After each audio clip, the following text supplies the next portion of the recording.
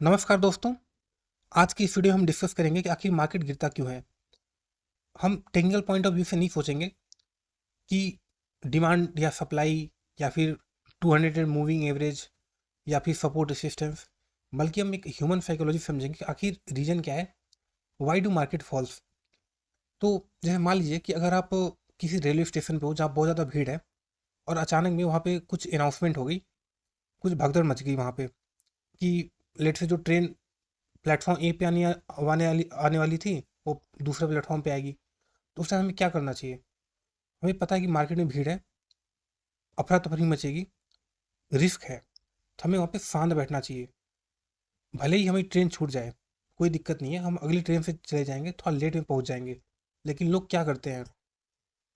लोग डर जाते हैं, लोग इधर उधर भागने लगते हैं, जिससे कि वहाँ पे कुछ गलत घटनाएं हो जाती हैं।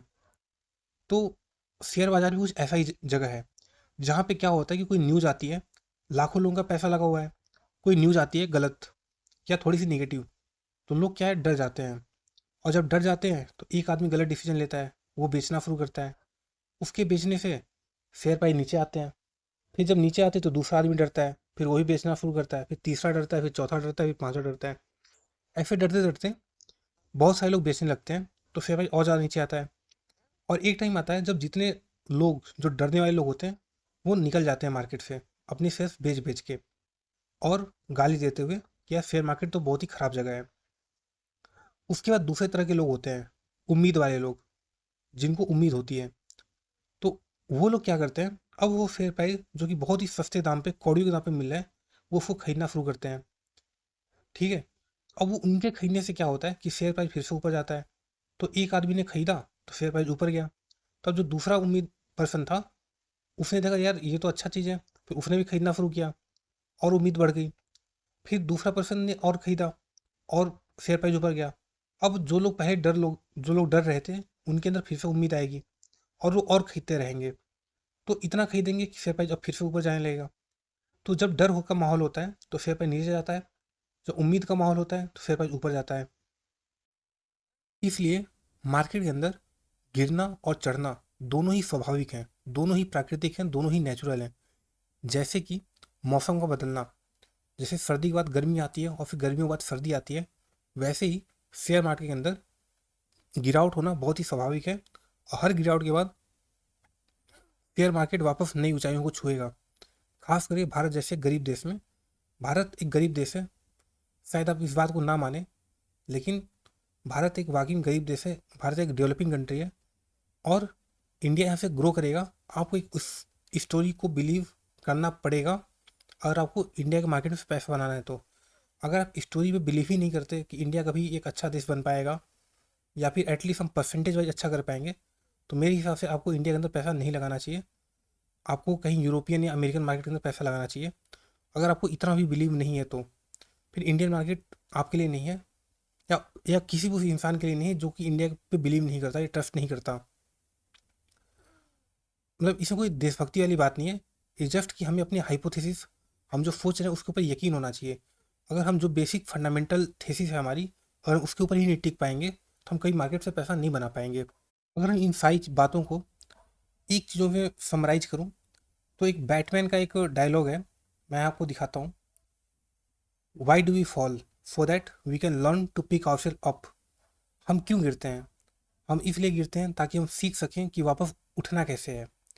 देखिए, गिरना बहुत ही स्वाभाविक बात है, जीवन में हर एक इंसान गिरता है, और गिरना कोई बुरी बात नहीं है। बुरी बात तब है जब गिरने के बाद उठे ना। और मार्केट जो है वो गिरा है, डरने वाली बात नहीं है, वो वापस उठेगा। आपको इस बात पर बिलीव रखना पड़ेगा। अगर विश्वास नहीं है तो हम कभी भी स्टॉक मार्केट के अंदर पैसा नहीं बना पाएंगे, हमेशा पैसा खो के ही निकलेंगे। इसको हम दूसरी भाषा में ये भी कह सकते हैं कि स्टॉक मार्केट इसीलिए गिरता है ताकि जो कमज़ोर इच्छा शक्ति के लोग हैं, जो डरपोक लोग हैं, पैसा ना बना पाए। देखिए, पैसा बनाना दुनिया का सबसे टफ काम है।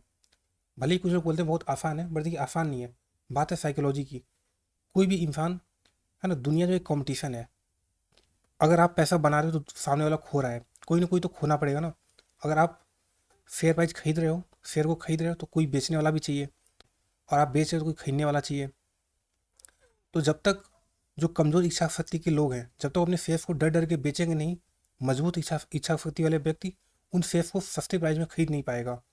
और यही एक फंडामेंटल रीज़न है मार्केट के गिरने का, क्योंकि जो बड़े लोग हैं वो चाहते हैं कि छोटे लोग डर डर के शेयर्स को बेचें ताकि वो उन शेयरों को सस्ते प्राइस में खरीद सकें।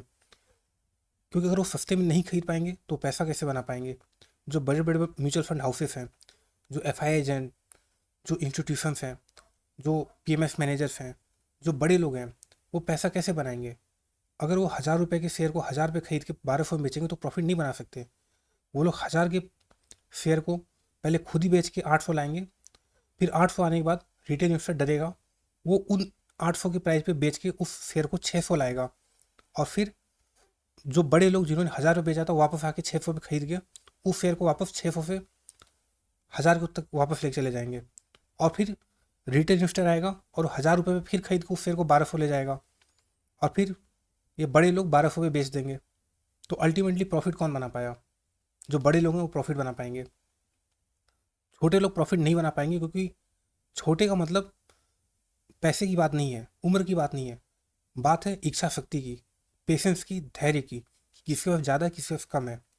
मार्केट ऐसा तो है नहीं कि पहली बार गिर रहा है, मार्केट इसके पहले भी कई बार गिरा है। चाहे वो 1992 में हर्षद मेहता का स्कैम हो, या उसके बाद से मतलब ऐसी बहुत सारी आई हैं, है ना। एशियन फाइनेंशियल क्राइसिस था, आपका .com बबल था, आपका 2004 में जब कांग्रेस गवर्नमेंट आई थी मनमोहन सिंह की, तब मार्केट एक ही दिन 15% गिरा था। उसके बाद आपका 2008 में ग्लोबल फाइनेंशियल क्राइसिस था, 2014-15 में ग्लोबल इकोनॉमिक क्राइसिस थी, मतलब क्राइसिस तो नहीं, स्लो डाउन था। उसके बाद आपका कोविड का क्रैश आया, बीच बीच में मार्केट 20-25% कई बार गिरा है। तो ऐसा पहली बार नहीं हो रहा है, ये पहले भी हो चुका है और आगे भी होगा। बट होता क्या है कि जब इतिहास हमारे आंखों के सामने होता है तो हम डर जाते हैं, हम ये भूल जाते हैं कि आज का जो वर्तमान है वही कल का इतिहास होगा। तो डरना नहीं है, इतिहास हमारी आंखों के सामने से गुजर रहा है, हमें उसको पकड़ना है, हमें उसको रखना है। आज जो शेयर सस्ते दाम पे मिल रहे हैं हमें उन्हें दबोचना है। अगर पैसे नहीं है तो कोई बात नहीं, फिर तो अलग ही केस हो गया। लेकिन अगर आपके पास हैं, आपने 100 रुपये के शेयर 60 रुपये खरीदे हैं और आज वो 60 रुपये से 40 रुपये आ गए, तो नो डाउट आपको 33% का लॉस हो रहा होगा। बट उसको पकड़ के रखना है, बेचना नहीं है कि आपने 60 पे खरीदा 40 में आ गया, आपको 20 रुपये का लॉस हो रहा है हर शेयर पे। नहीं, उसको रखना है, क्योंकि वो 40 रुपये का शेयर 120 भी जाएगा। हाँ, तो आपके पैसे तीन नहीं हो पाएंगे कि आपने 40 खरीदे 120, पर जिसने 50 पे खरीदा उसका पैसा भी डबल होगा। तो इसलिए डरना नहीं है, कंपनी को, बिजनेस को समझिए, इन्वेस्टेड रहिए। वरना फिर ये बड़े लोग हों, जो पेशेंस लोग हैं, जिनके पास धैर्य है, वो उन लोगों से पैसा निकाल लेंगे जिनके पास धैर्य नहीं है, और लॉन्ग टर्म में वही जीत पाएगा जिसके पास धैर्य होगा। तो उम्मीद है आपको वीडियो अच्छी लगी है। अगर आपको वीडियो अच्छी लगी तो आप वीडियो को लाइक कर सकते हैं और चैनल को सब्सक्राइब कर सकते हैं। Thank you.